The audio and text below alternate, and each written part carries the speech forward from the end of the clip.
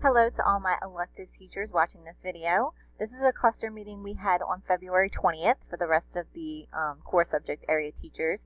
And as an ILT team, we thought it was important for you as well. So I made this short video for you guys to watch and to do the same activities that the other teachers did, just more honed into electives.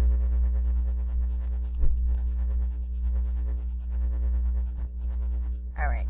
So for our group norms, we're not really going to be using them because we're not meeting in person. So our meeting outcome, by the end of this cluster session, participants will use standard protocol to create high quality outcomes that are measurable, observable, and clear to improve student achievement in all future submitted lesson plans.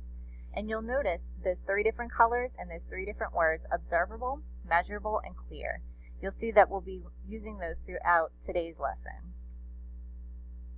So this is the teacher rubric for Compass, and it's 1C, setting instructional outcomes. And this session is gonna show you how you can move from a 3 to a 4 on the Compass rubric and what you need to do with your outcomes in order to help you achieve that. So for a 3 on the Compass rubric, outcomes are written in terms of what students will learn rather than what students will do. And we're gonna go over that as well today. So learning versus doing. Students have to do something to demonstrate that they have learned the skills, but that should not be the only part of the outcome. Doing is the extension activity that allows the teacher to measure mastery of the outcome. It is very important that we're able to measure student mastery of the skill. Otherwise, how do we know if they've achieved it or if they've learned it? So the doing proves that the students have internalized the goal set by their teacher. Standard protocol for outcomes. There are 3 critical components of a proficient outcome. It must be observable, measurable, and clear. For observable, it should contain Bloom's taxonomy verbs. And there's going to be a slide in this presentation with some examples of a lot of verbs that you can use when writing your outcomes. The key to writing motivating and high-level objectives starts with the verb, which determines which type of thinking you want the students to engage in. The objective must also be measurable. The objective is accessible for learners' understanding and mastery within the lesson.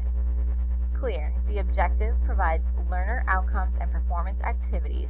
What are students using during the lesson, and how are students performing the skill? So for a 4 on the Compass rubric, for 1C, setting instructional outcomes, teacher must plan reference curricular frameworks or blueprints to ensure accurate sequencing. Teacher connects outcomes to previous and future learning, and outcomes are differentiated to encourage individual students to take educational risks. So writing these high outcomes and objectives are what's going to get you a 4 on the Compass rubric. And like I said, this is an example of the Bloom's taxonomy action verbs that you can use when writing your outcomes. So if you say, I don't want to use the word describe, I use that a lot lately. You can use this chart to come find a word that means, is similar but different. So let's look at an example and determine the observable, measurable, and clear parts of an objective. Now this is an English 1 example, so it doesn't really relate to our electives teachers, but let's just use it for demonstration purposes. So the objective says, after analyzing Friar Lawrence's soliloquy, the student will identify 3 examples of how the text language develops the play's central ideas by using textual evidence to compose an extended response. That's a lot of words. But let's break it down so we can tell which part's observable, measurable, and clear.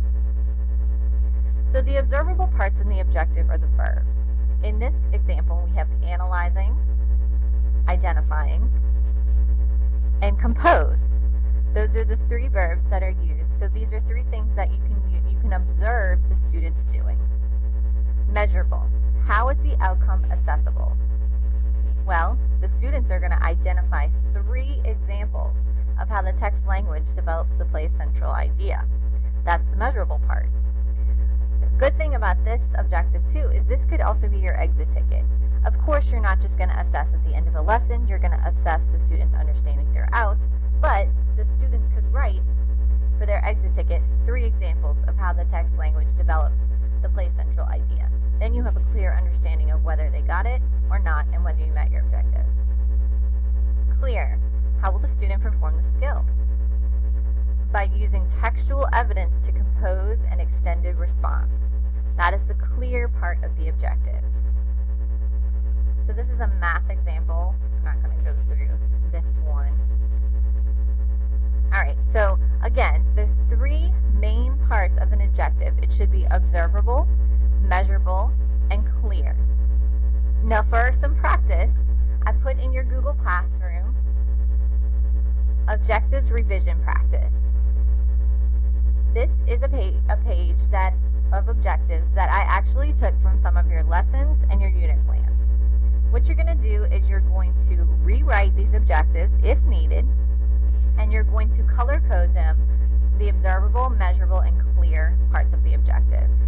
This is a simple little activity. It shouldn't take you more than like 10-15 minutes to complete. Make sure you turn it in through Google Classroom so I can give you credit for completing it.